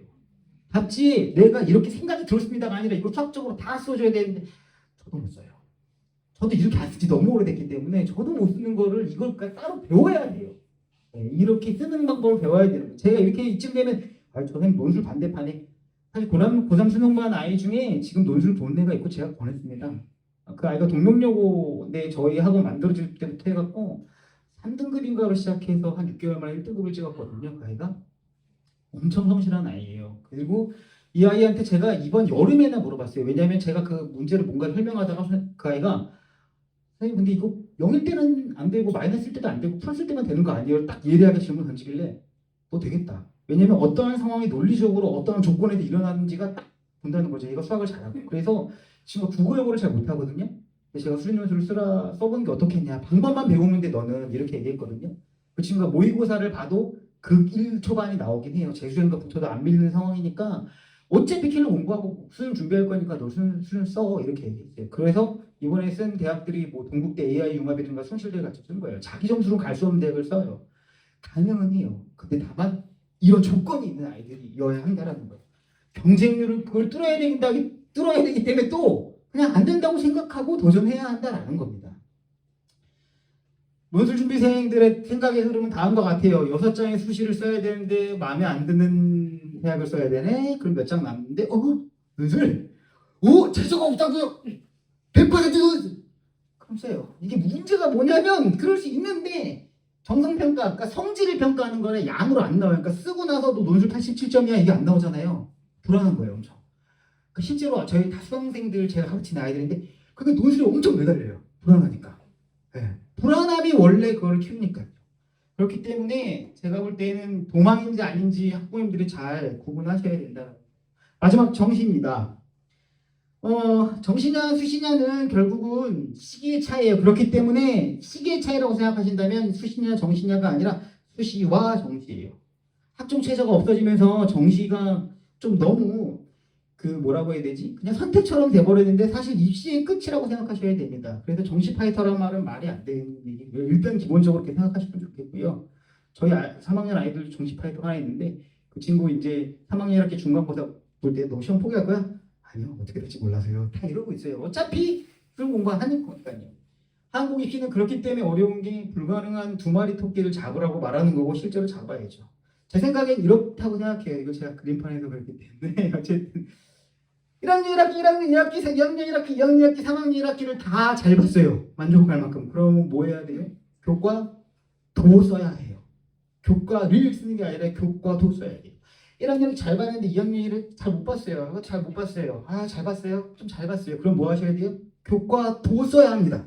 그럼 종합 쓰는 게 아니라는 거예요. 잘 받고 혹은 한두 번 망했고 근데 내가 학교생활 되게 열심히 했고 탐구 보고서도 많이 냈고 수업 시간에 졸지도 않고 참여도 하고 토론도 잘했어. 그럼 뭐예요? 종합 도 쓰는 거죠. 근데 내가 글도 좀 써? 논술 도 쓰는 겁니다. 근데 내가 다 못해. 내가 점수도 별로고 나는 학교생활도 별로고 다 별로야. 그러면 뭐 하시는 거예요? 수능을 보는 겁니다. 그렇다고 수시를 포기하는 건 안 돼요. 근데 여기 본인은 다 아시겠지만 수시는 6장을 쓸 수 있고요. 합격하면 안 갈 방법은 재수밖에 없죠. 그걸 수시 납치라고 부르거든요. 합격하면 안 갈 수가 없어요. 그러니까 제 수강생들 중에 예전에 한 친구가 자기가 이렇게 붙고 나서 좀 기분이 이상해요. 그래서 제가 직설적으로 알려줬어요. 네가 공부 싫어서 거기 있었잖아. 네, 진짜 낮은 데를 쓴 거예요. 낮은 데 가겠다고. 그래서 안정지원은 진짜 위험한데 또 현실을 생각하면 안 할 수가 없고 이런 거라고 보셔야 한다라는 겁니다. 자, 그래서 이제 경험상 끝까지 공부하기 싫은 친구들이 뭔가 이렇게 정시를 피하는 거 아니냐 이런 생각이 들고요. 수능은 어쨌든 간에 좀 더 면밀하게 보실 거는 제가 아까 드린 표가 이건데 실제는 이렇다는 거예요. 실제 요거는 보시면 조금 도움이 되는 건 내가 이 라인을 갈 거야 라고 생각하시면 이 라인만 따로 통계를 내봤어요. 중세단 내 학교만 가지고 통계를 냈을 때 수능은 41%고 종합은 39%예요. 이 표에서 조금 희한한 거 하나 말씀드리면 왜 이렇게 교과가 낮나요? 서울대는 교과를 안 보고 종합 100%로 뽑기 때문에 그렇습니다. 어쨌든 요거는 그래서 요 라인만 넣은 거고요. 얘를 누적해 보면 이렇게 됩니다. 그러니까 이 얘기는 뭐냐면 요까지 이 사람들을 다 누적해서 계산을 했더니 누적 교과를 냈더니 누적은 14%, 종합은 40, 수능은 42예요. 그러니까 서울 수도권이라고 보신다면 뭐가 되는 거예요? 대충 주요 대학을 치시면 종합은 38%고 수능은 40%라는 겁니다. 그러니까 종합이 버릴 전형은 아닌 건데 아까도 말씀드렸지만 특목자사 강남이 유리한 거죠. 그러니까 그거는 내용에 따라 달라지는 문제다 이렇게 보셔야 되는데 이것도 사실은 또 함정이 있습니다. 실질은 그렇지가 않습니다. 실질은요 수시 이후에 미충원이 4, 5% 정도 됩니다. 뭐냐면 6장의 카드를 다 붙어버리면 몸이 6개라서 6개의 대가 가는 게 아니죠. 5개를 포기하면 미충원을 시작을 하는데 돌고 들어와서 그러니까 충원을 못하면 정시를 이유를 합니다. 그게 해마다 4에서 5%예요. 아까 말씀드린 최저에서 탈락하는 사람들이 4에서 5%예요. 그러니까 아무리 적게 적어도 45%예요. 그러니까 정시 비중은 사실 이렇다는 거예요. 그러니까 전체 통계를 가지고 수시는 80%야 정시는 20%고 이렇게 생각하시면은 위험하다는 거예요. 목표부터 먼저 설정하시라는 거예요. 뒤에 말씀드리겠지만. 자, 수능의 특징은 N수생이 증가하는 거 맞고 상위권이 들어오고 있다고 저는 생각하고 있습니다. 왜냐면은 이 보시면은 호들갑 떨지 말아야 할 것은 대체로 재수생들이 한 30% 됐어요. 언제나요. 재수생들이 30% 높아 아니에요. 재수생 30%가 디폴트입니다. 근데 서울권 재수생이 높아요. 왜 그럴까요? 지방 가려고 재수한 친구들은 좀 적다는 거죠. 근데 제가 충격 먹은 건 2022학년도 서울대 재수상수 비율이 57%, 절반 이상이 신입생이 절반 이상이 재수상수라는 거예요. 근데 이것도 좀 곰곰이 생각해 보니까 회전문이 있는 거예요. 서울대에서 재수해갖고 성대를 간다, 의대 빼고 그렇게 가는 친구들이 있을까요? 없죠. 그러니까 뭐예요? 재수 실패하고 돌아오거나 다른 과로 넘어가거나 서울대 넘어가는 학생들이 많죠. 근데 이게 저는 처음 보는 수치긴 해요. 이 말은 상위권 재수생이 많다는 거죠. 소위 메디컬이라고 불리는 의대를 가기 위해서 이런 게 좀 있어요. 근데 예전에는 그렇진 않았대요. 예전 통계 제가 갖고 있는데 너무 옛날 통계라서 좀 넣을까 말까 고민해서 안 넣었는데요. 현역생과 연수생 차이가 표준 점수 5점밖에 안 냈어요. 450점 만점인가요? 그러니까 그렇게 크진 않아요. 재수생들도 근데 집안 여유가 좀 빵빵하고 이런 친구들 있잖아요. 그런 친구들이 예로부터 노량진 가서 호화로운 재수 생활을 누리는 이런 친구들이 있긴 합니다. 상위권만 하는 건 아닌데 현실은 상위권이 하긴 합니다. 이 말은 뭐냐면 모의고사, 평가원 모의고사 재수생이랑 같이 보면 가만히 앉아서 현역생들이 한 등급씩 뒤로 밀리는 거 맞아요. 여기 버티는 친구들이 진짜 실력자 이렇게 보셔야 한다는 겁니다. 그렇다고 해서 재수생들이 무조건 잘하는 게 아니에요. 장수생들이 무조건 잘하나요? 고시 같은 거 보면 아니잖아요. 수능은 짧게 치고 빨리 합격하고 나오는 시험이니까 이것도 진학사에서 갖고 온 자료인데요. 진학사에서 밝힌 거에 따르면 100분이 오니까 5% 이상의 성적 향상을 보인 재학생들이 17%고 재수생은 8%예요. 뭐 올라갈 데가 없다 이렇게 분석할 수도 있는데 어쨌든 마지막까지 성적은 변한다는 거예요. 그래서 지금 고3반 아이들한테도 2달 남았다고 이제 결정됐다고 생각하지 말라고. 내신 시험을 너는 2달 동안 준비한다고 생각해봐라. 그럼 공부를 얼마나 하겠냐. 이런 상황으로 마지막까지 하셔야 한다 이런 거고요. 실제로 이거는 이제 이것도 진학사에서 가져온 건데 최저 없는 전형 기준으로 교과의 커트가 이렇게 된다면 그거를 정시 커트는 이건데 이거를 제가 알아보시기 쉽게 등급으로 좀 환산해 봤어요. 그러니까 이게 무슨 말이냐면 예를 들면 건국대는 교과 1.9에서 2.1이면 커트인데 이 정도의 건국대를 쓰고 갈 수 있는데 만약에 정시라고 생각하시면 2.1, 2.4 등급까지는 갈 수 있다 이런 거예요. 그렇기 때문에 정시는 등급상 여유가 조금 있는 건 맞아요. 근데 이게 희망은 아니에요. 아까도 말씀드렸잖아요. 상위권엔 우리 재수생들이 버티고 있다. 이런 게 있다라는 거죠.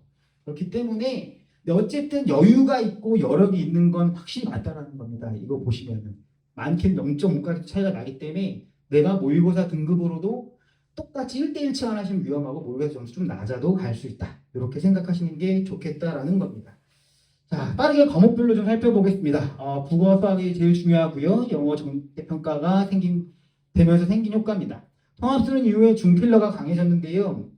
이 말이 여러분들한테 의미하는 건 좀 비극적인데 오래 공부한 학생들이 잘할 수밖에 없게 됐어요. 제가 수학 가르치면서 통합수능이 되면서부터는 대치동 애들이 잘할 수밖에 없는 시험이에요. 옛날에는 쉬운 게 많고 킬러라고 부르는 극악의 문제가 있었어요. 킬러는 교육과정 밖의 문제가 아니에요. 그냥 어려워요. 정답자가 200명도 안 되는 시험도 있었습니다. 한 통계로 수능 시험 중에 진짜 어려워요. 저도 풀다가 집어 던지고 뭐 이러거든요. 근데 이런 거를 빼고 나머지를 맞추는 거예요. 그러니까 92, 84, 76이라는 공식이 있어요. 2개 틀리면 1등급, 4개 틀리면 2등급, 3개 틀리면 3등급이거든요. 2등급까지 가니까 4개 틀리는 거죠. 그러니까 2개는 뭐예요? 아예 안 푸는 거예요. 그게 전략이었던 시기가 있는데 지금은 이렇게 되고 있어요. 그러니까 뭐예요? 주킬러가 많으니까 그렇게 어렵진 않은데 어려운 게 많아지니까 되게 힘들어지는 거예요. 킬러의 행방을 시험하에서 생략하겠습니다. 이거에 대해서 할 말이 너무 많은데요. 자, 어쨌든 2017학년도 외수능 국어 등급을 제가 다 조사해서 표로 만들어 봤는데 실제로 등급컵들이 낮아지기 시작하고 있어요. 최상위권들. 그 뭐냐면 중킬러가 조금 더 많아지고 있다 이렇게 분석하시는 게 옳다라고 보여지고요. 그 다음에 수학은요 실제로 그렇습니다. 92, 86, 79, 92, 88, 88, 92, 88, 89, 92, 84, 77 이런 거였는데 지금은 88, 76이고요. 작년은 85, 75예요. 이렇기 때문에 한 4개까지 틀려도 여유가 있다라고 생각하니까 전략이 좀 달라진 건 맞습니다. 자, 그렇기 때문에 중킬러가 많아졌다라는 거 아까도 말씀드렸지만 오래 공부하는 게 맞고 공부량이 어느 정도는 좌우하는 시절이 왔다. 이런 점을 부정할 수가 없어요. 자, 영어는 지금 진짜 너무 오해가 많은 과목이에요. 영어는 수능에서 안 중요해요. 틀린 말입니다. 상위권 대학과 중하위권 대학 이해관계 달라요. 아까도 말씀드린 상위권 대학은 영어를 잘하는 애들이 기본적으로 와요. 근데 중하위권 대학은 영어를 못하는 애들이 온다 안 돼요. 왜? 왜냐면 대학에 가서 공부하려면 영어를 잘하는 애들이 와야 될 거 아니에요. 그래야 글을 읽고 교재를 읽을 텐데. 그렇기 때문에 중하위권 대학은 좀 이해가 다르고요. 그 다음에 무엇보다 마지막에 상식적으로 등급 올리기 쉬운 게 영어예요. 그렇기 때문에 영어 공부를 하셔야 한다라고 제가 고3 수능반 아이들한테도 계속 조언하고 있는 거고요. 만약에 4, 4, 2 정도 나왔어. 영어를 특히 잘해. 뭐 여러 가지 이유들로 인해서 여기가 살다왔던가 이러면 라인이 한두 개쯤 올라간다라는 그 결과도 있어요. 자, 2018학년 이후의 등급을 보시면 이게 영어 절대평가가 된 다음인데요. 이렇게 한 10%뭐 내 전후로 해서 1등급이 만들어지긴 해요. 2등급 들어온 학생들은 뭐예요? 한 25% 돼요. 25% 2등급이 들어가고요. 45에서 50%는 뭐예요? 3등급 안에 들어가요.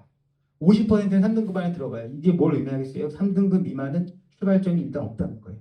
3등급은 일단 들어가 놓고 시작을 해야 한다는 거죠. 3등급 미만은 되게 위험하기 때문에 3등급을 일단 막기 위해 공부를 굉장히 많이 하셔야 된다는 거예요. 그럼 3등급 안에만 들면 되냐? 그렇지가 않죠. 이거는 서울수도권 주요대 영어 대학 반영 방법을 다 모아놨습니다. 이게 올해 건데요. 뭐냐면은 3등급 미만부터 감점이 엄청나게 심하게 시작해요. 그러니까 예를 들면은 여기 5점 감점인데 1등급에서 2등급은요. 넘어가면 7.5점을 감점시키고요. 그렇죠? 여기 넘어가면서 몇 점을 감점시켜요? 12.5점을 감점시켜요. 그러니까 3등급 미만부터 감점을 엄청나게 후려치기 시작한다는 거예요. 예, 6점 감점, 여기도 8점 감점 수학까지 치는데 여기 13점 감점이에요. 그러니까 2등급 미만부터는 감점을 굉장히 많이 당해요. 아니 그럼 뭐 10%인데요. 이번에 9월 모의고사 4등급 4% 나왔어요. 그렇기 때문에 안심할 수는 없고 안정 몇 등급이냐 이런 게 중요하고요. 대체로 교육과정 평가는 8%가 목표라고 본인들은 밝히고 있긴 합니다. 탐구입니다. 탐구로 대학을 가겠다라고 말하는 학생들이 너무 많아요. 너무 많아서 말씀드리는 거예요. 부모님은 그렇게 생각 안 하실 수 있는데 과학자발, 사회자발 제발 정신 차려요. 제발. 특히 문과요. 이런 얘기하면 저희 대학 입시 다 하신 조교님들 보면 그냥 웃어요. 막 비웃어요. 이게 가능이나 하냐고. 안 가능합니다. 양이 적은 건 맞거든요. 근데 왜 본인들은 좀만 잘해서 탐구 2등급 맞추고 이런 얘기를 하는데 탐구는 상대평가 아닙니까? 상대평가예요. 탐구 내가 역전할 거라는 생각을 하면 안 돼요. 근데 실제로 데이터도 이래요. 인문 계열이거든요. 국어를 비중을 1로 놨어요. 그러니까 국어가 100이라고 놓으면 수학은 120을 반영한 거예요. 수학 비중이 서울대는 더 높다는 거예요. 자, 이게 서울 주요 대학인데요. 수학만 쭉 보시면 대체로 어때요? 1이거나 1보다 조금 높은 게 많습니다. 국어가 비슷한 반영을 한다는 거예요. 그러니까 수학이 문과에서도 상락을 가른다는 말이 나오고 있는 겁니다. 탐구는요. 탐구를 보시면 어떻습니까? 대체로 0점대죠. 탐구를 이게 두 과목이에요. 두 과목이 이렇다는 거예요. 탐구 잘해서 대학 가야겠다. 문과는 안 되는데 제가 이과는 좀 봐드릴게요. 이과는 국어가 1하고 되면 탐구는 어떻습니까? 쭉 보시면 1이 좀 상회하는 것들이 좀 있긴 해요. 1을 좀 넘어가는 게 있죠. 1을 좀 넘어가는 게 있습니다.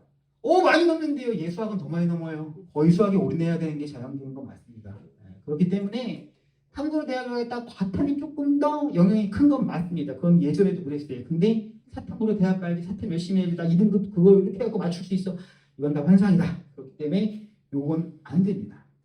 자, 최저 맞출 때는 의미가 있고요. 교과에서는 의미 있으니까 당연히 잘 하셔야 돼요. 왜냐하면 국영수 사과를 반영하거나 주요 과목이나 전 과목을 반영하는 데가 많아요. 근데 계열 과목 반영하는 데를 가겠다 이러면 내가 문과인데 국영수 사예요. 과학은 뭐 잘하실 필요가 없긴 해요. 근데 아까도 말씀드렸지만 뭐 하나 딱 전혀 골라서 가는 게 아니에요. 입시는. 그럼 나중에 골라지는 거죠. 그렇다고 보셔야 할 것 같고요. 종합이라면 전공 적합성에 따라 좀 다르다. 이렇게 생각하시면 될 것 같습니다. 정시라면 영어 점수 잘 나오면 3순위 정도 올릴 수는 있는데 영어 점수 안 나오면 그냥 4순위다 라고 생각하시면 될 것 같습니다. 자, 결론입니다. 수능으로 먼저 소결론을 내보면요. 일단은 수도권 서울 4년제가 목표라면 정시는 주요 고려 대상입니다. 일단 45에서 50%를 차지하고 있고요. 교과로 가도 최저를 맞춰야 하고요. 종합만이 유일하게 최저가 없기 때문에 종합이라면 피할 수 있다라는 거고요.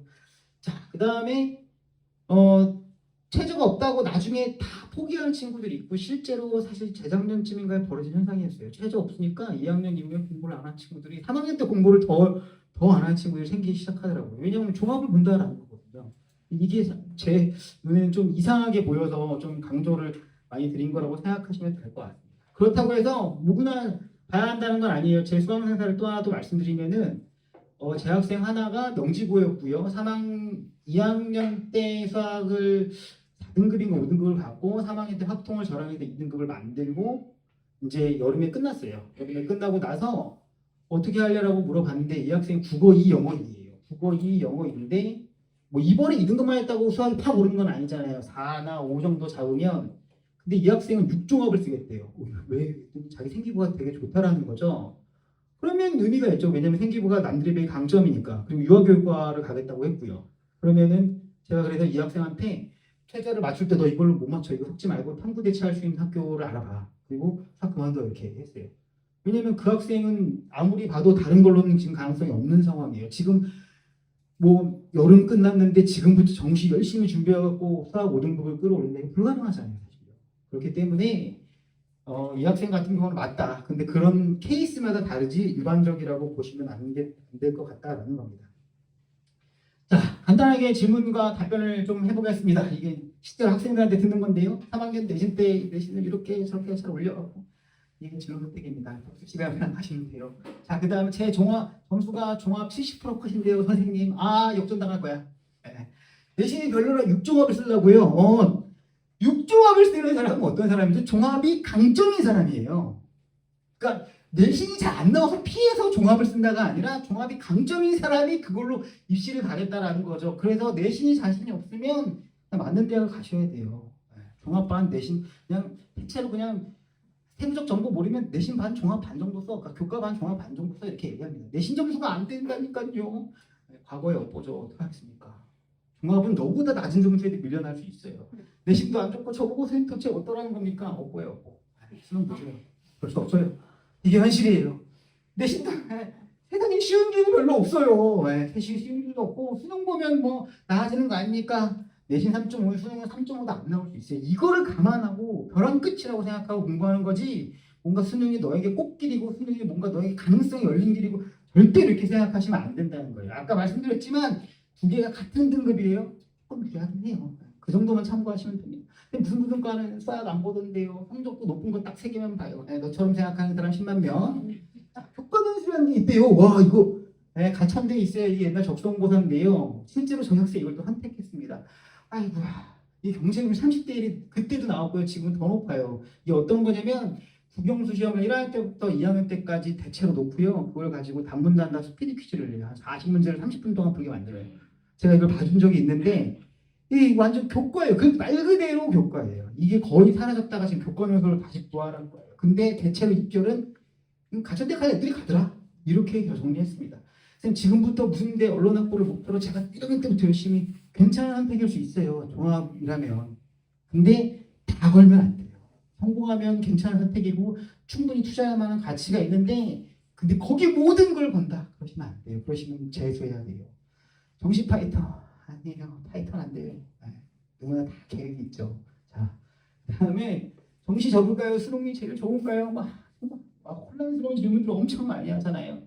그냥 제 생각은 이렇습니다. 저희들 생각은 마지막까지 최선을 다해서 가장 높은 걸 찍고 그걸로 가는 거라고 생각하시면 돼요. 계속 점프하고 그 무빙에 나왔던 우리 그 윤정이 계속 점프해서 제일 높은 데 찍을 수 있는 걸로 간다는 거죠. 마지막까지 변화를 줄 수 있는 건 정시이기 때문에 제가 진짜로 간절하게 서울대학에 가고 싶으면 도전해 봐라라고 말할 뿐이지 그게 너에게 꽃길이 아니다. 근데 과거가 너의 발목을 잡는 것보다 미래를 스스로 개척해라.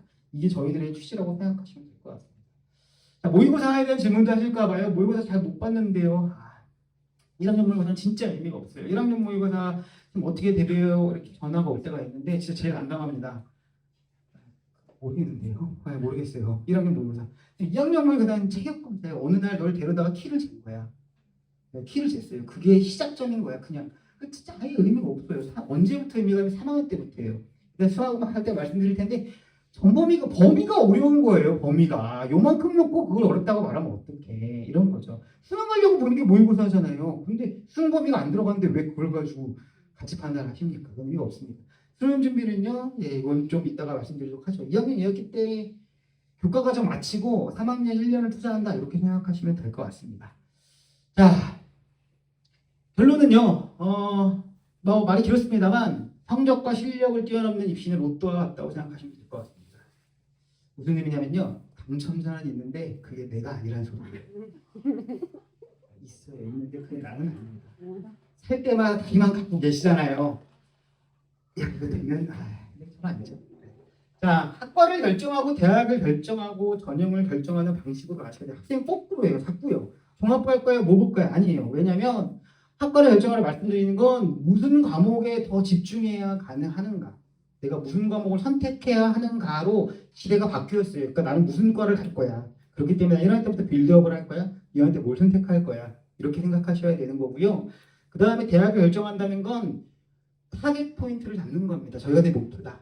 등산을 하시더라도 어디까지 가겠다 이런 걸 세우시는 거고, 감량을 하더라도 다이어트를 몇 킬로까지 하겠다라고 맨날 계획을 세우죠. 자, 어쨌든 그렇게 하는 거지. 그냥 나는 다이어트 할 거야 이러면 진짜 하는 목표잖아요. 그렇죠? 어디를 갈 거야라고 생각하시고 그 가는 방법이 무엇이 될 거야라고 생각하시는 거라고 생각하셔야 합니다. 무엇 하나 쉬운 길은 없죠. 보시면서 아마 표정이 점차 뭐 이렇게 한숨도 쉬시고 깝깝하신 표정을 많이 지었는데 무엇 하나 쉬운 길이 없습니다. 뭐 부모님들은 너무 잘 아실 건데 우리 아이들이 잘 모르죠. 그래서 제 아이들한테 맛집 오픈런도 힘들어. 한정판 신발 사는 것도 힘들어. 근데 대학이 쉽겠니? 네. 그 다음에 내신과 수능이 어쨌든 가장 중요하다고 저는 생각하고요.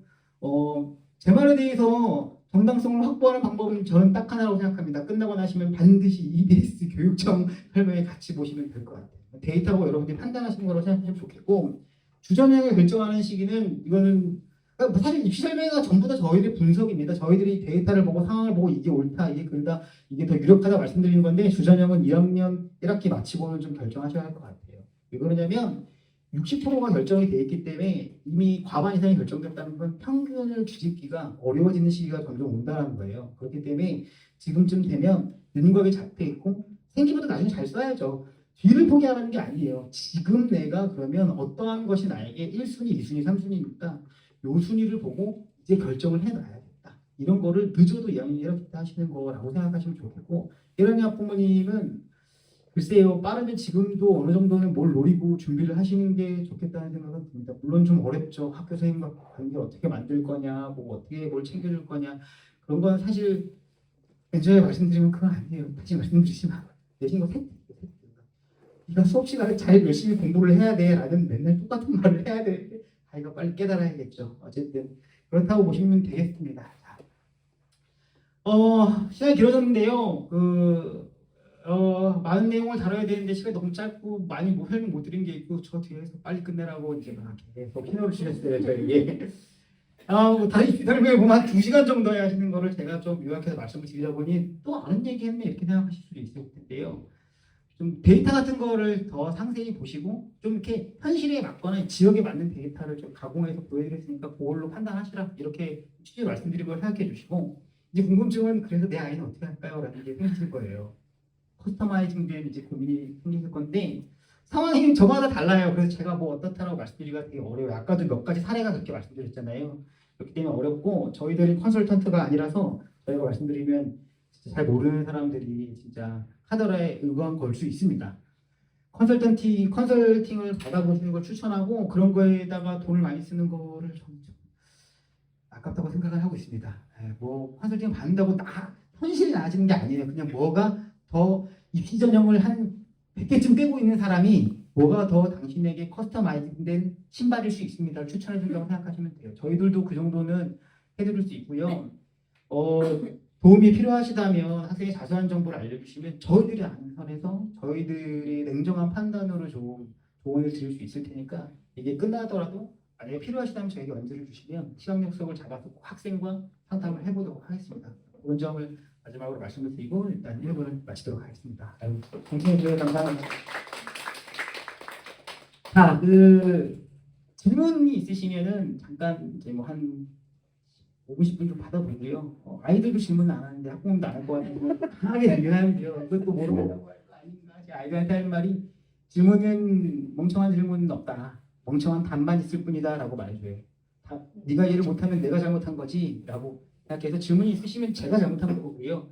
말씀 못 드린 게 있을 수 있으니까 질문 있으시면 해주시면 좋겠습니다. 질문이 모두에게 도움이 되는 게 있을 수 있으니까.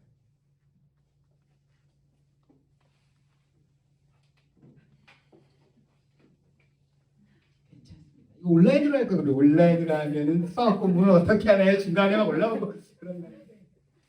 어차피 끝나고도 있습니다. 저희가 끝나고도 비용도 끝나고도 준비가 돼 있거든요. 그때 가면 이제 앞에 좀 잊어먹을까봐 지금 한번 하고 가는 건데 어려우실 수 있어요. 이 기회를 활용하시고요. 하셔도 돼요. 마음속으로 열을 세고 없으시면은 중간에 쉬는 시간을 잠깐 갖도록 하겠습니다. 뭐 중간에서 이러시는 거 아니겠죠?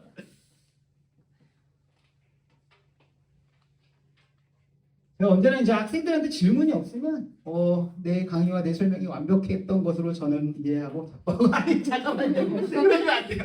그냥 작곡에 빠져 살겠다 이렇게 얘기하거든요. 어쨌든 그러면은 이따가 뒤에서 하시는 걸로 하고 잠시 쉬는 시간을 갖고 화장실은 저쪽에도 있고 바깥쪽에도 있고요. 저희가 다과 준비해 놓은 게 있기 때문에 뭔가 지금 차랑 우유랑 뭐 준비되어 있거든요. 계시면 됩니다. 잠시 쉬었다가 이쪽으로 진행하겠습니다.